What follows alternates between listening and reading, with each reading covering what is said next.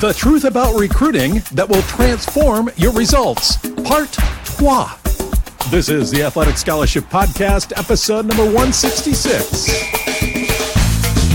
Bonjour and welcome to the Athletic Scholarship Podcast. Je m'appelle Jean Fugler, athletic scholarship coach and a dad of 2 scholarship athletes. This is the longest running podcast on recruiting and athletic scholarships. I'm also the CEO of Recruit Me, a podcaster, author, and speaker, and a poor French speaker. And you got to be wondering, why in the world is he taking a stab at French? Well, I just returned from French-speaking West Africa last week, and so I had to pick up some French. I majored in French in college, and so I tried it out, and I didn't do really well, but I improved a little bit, so I thought I'd try it out on you here. Anyway, that has nothing to do with athletic scholarships. I couldn't resist, though. Hey, this podcast is 15 minutes that will change your scholarship future, so I dig in and give you takeaways you can use immediately. You can find every episode, by the way, on your favorite podcast app. Go ahead. Maybe that's where you're listening to it right now, or you can find it on my website at recruitme.com. This is the third and final part of our series on the truths, actually, about recruiting that will transform your results. And we've gone through, 7 of them so far. I got 3 more to share with you that you can hang your hat on. As we're in the midst of this fall recruiting season, I wanted to give you something to really propel you forward. And so if you missed the last 2 episodes, 164 and 165, please go back and listen to those, because I cover some important things. As we talk about truths, we talk about the fallacies, and I don't want you to get tripped up. I want to save you a lot of time and heartache, and I want to make you successful. I can't make you successful, but I can sure help you avoid falling into some potholes, which there were quite a few of in Africa. It was, you talk about a wild ride. I had a wild ride in Africa. It was amazing driving around there. I don't even want to have a nightmare just thinking about it. Well, anyway, let's get into these, the last 3 that I want to deal with, the last 3 truths, and contrast them with the fallacies.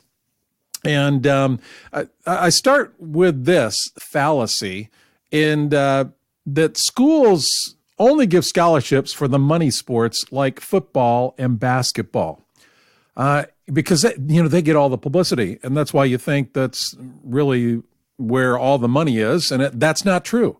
That's not true. Yeah, sure, those are full ride sports, but I got to tell you, all these other sports I'm going to share with you here, they have scholarships. The NCAA and NAIA, the truth is, by the way, the NCAA and NAIA give scholarships in almost every established sport.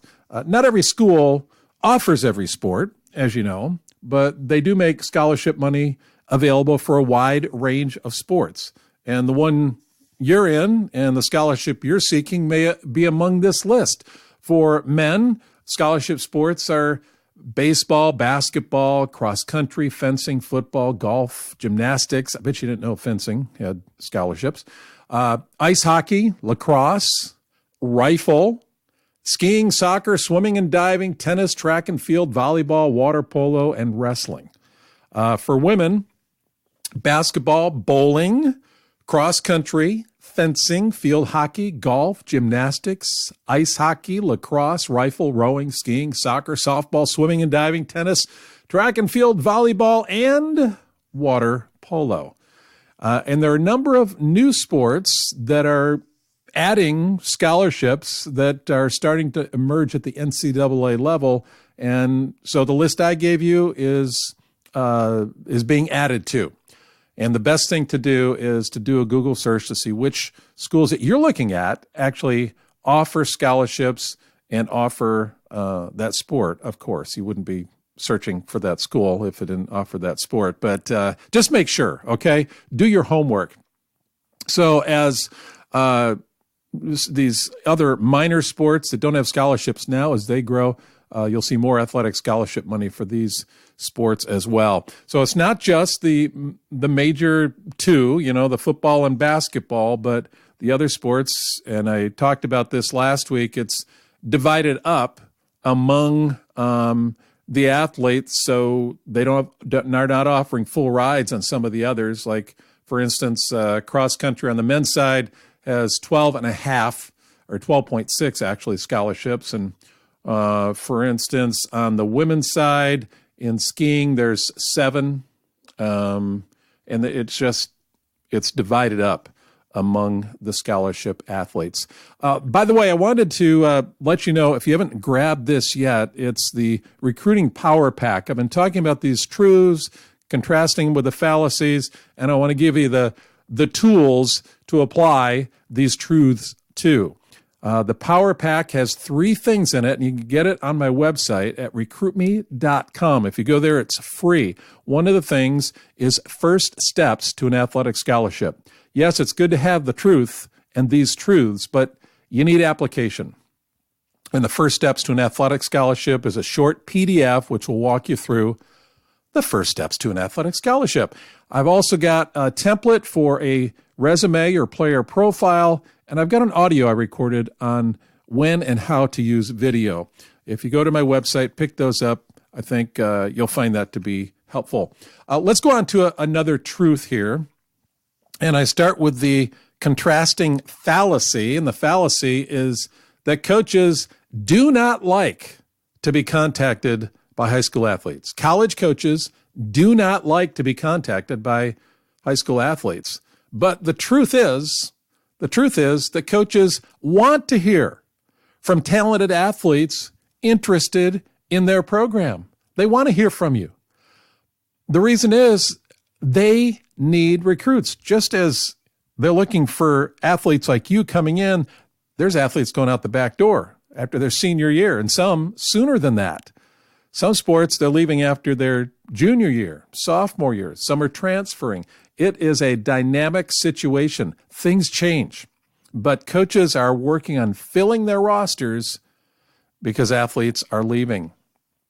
And coaches keep busy doing their most important job, and that's coaching. And I've mentioned this before, they rarely have the time or budget to discover every promising athlete on their own. There are undiscovered athletes, and sometimes these coaches meet up with these athletes after the athlete's in college, competing on another team, playing against the coach that said, this kid was right in my own backyard, and I never saw him, or I never saw her. And here she is competing against us now and killing us. Do your job and help the coaches out. They are coaching. Recruiting is a huge task, and they do it. Some love it, some don't. I mentioned last week or the week before that some blue chip athletes come to a coach's attention through scouting services or media exposure, but there really aren't enough of them to fill a roster. Plus, there's a lot of competition to recruit them. And so you need to do your job. Don't think that coaches are resenting having you contact them. Please, you got to go after the schools, and you got to take the initiatives I've mentioned before. Coaches want to hear from talented athletes. They want to hear from good prospects. So when you're contacting them, you're helping them out. You're making their job easier. One of the things I wanted to share with you is you're a podcast listener. Maybe you listen to this podcast with your athlete, or if you're the athlete, you bring your parents in and say, Mom, Dad, you got to hear this. You may listen together, you may listen separately, but the thing is, you're listening.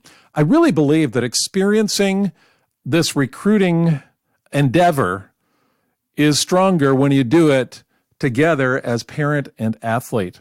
One of the things that I've put together is an audiobook of my book, The Athletic Scholarship Playbook, a complete college recruiting roadmap for high school athletes and parents. It's in audiobook form on Audible. You go right to Audible. You can do a search. It's actually, you go to Amazon, search for it, and one of the formats is audiobook. A lot of families are taking advantage of this. It's well worth it to go ahead and pick up the audiobook and listen together. You can re-listen. You can talk about it. Some people are better Audible learners than they are readers. The thing is, too, is when you go on these trips together, you can listen together, talk about it. It's a good way to process it. So I encourage you to go to Amazon or Audible and pick up the audiobook of the Athletic Scholarship Playbook. Now, here's number 10. It's taken 3 weeks, but we've gotten here. And this is something that the fallacy is the fact that an athlete will say, "Oh, I've received a letter or an email from a coach, so I'm being recruited. I received a packet in the mail. The coach is interested. I am now on his or her list. I'm being recruited." And the truth is this, that coaches send out hundreds of letters and emails to athletes they know little about. They're out fishing. There are likely hundreds of student athletes receiving the exact same email that you've received, the exact same letter, the exact same camp brochure and cover letter. And that's not to say that you can't be recruited by that school or that coach, but you're not being recruited yet. You're being recruited when that coach shows personal interest in you and begins that process of recruiting you. You're a prospect at that point.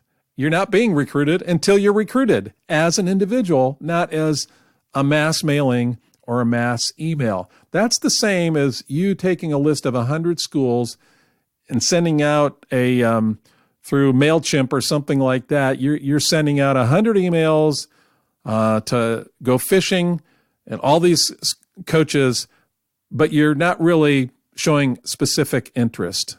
That's a lot different than you sending a personal email or personal letter to a particular coach at a particular school. You're showing your interest. The same works in reverse for the coach towards you. You want a personal touch from them, a personal phone call, a personal email, a personal letter. If you are, if you're a freshman or sophomore or even part of your junior year and you're not hearing, you're not getting phone calls, of course, maybe not even personal emails, that's okay. Coaches are limited on how much they can do and what they can do as far as recruiting. Just know that you're not being recruited until you are really personally being recruited. Don't get too excited about mass emails or packets or letters. But the coaches are doing this because they want to find out who's interested so they can begin a recruiting dialogue. Respond to them. My coaching to you is to respond to every communication you get from coaches. You never know where that's going to lead. So you're not a recruit yet. You're not a prospect yet. However, as they're fishing and you respond, then that begins the conversation. Don't ignore these mailings. I know it's a lot of work, but it's worth following through on. You don't know the end game to this. They want to go ahead and evaluate you as they evaluate other prospects. So there you have it. The 10 truths contrasted with the 10 fallacies of recruiting that as you latch on to these, it will transform your results. Absolutely. I believe that. I've seen that with family after family. We all need a roadmap. We all need tracks to run on. We all need boundaries in the road. And these are the boundaries, the truths that I shared with you. The 10 truths are the boundaries of recruiting for you to run on. If you take off the road and go tumbling down the hill and get into a ditch when you're driving, that's bad news. Same thing with recruiting. There's so many ways that you could get tripped up. There's so many distractions, so many wrong things that you can do. But I'll tell you, if you stick with these 10 truths, you're going to be on the right path. And these 10 truths are really the foundation. If you listen to the Athletic Scholarship Playbook audiobook, you're going to find that, you're going to hear these truths in the book, but I'll take it from there and show you how to apply the step-by-step principles to get you success. Are there any questions that you have? I'm getting questions from families. I try to answer every single one. Some I answer on the show. If you have a question, if something has come to mind as we've gone through these 3 episodes, then email me at john@recruitme.com, or you can tweet me a message at John Fugler. That's at JONFUGLER. Well, thank you for putting up with my French at the beginning of the show. I'll close it in English and just wish you a great week, and we'll catch you next week. God bless.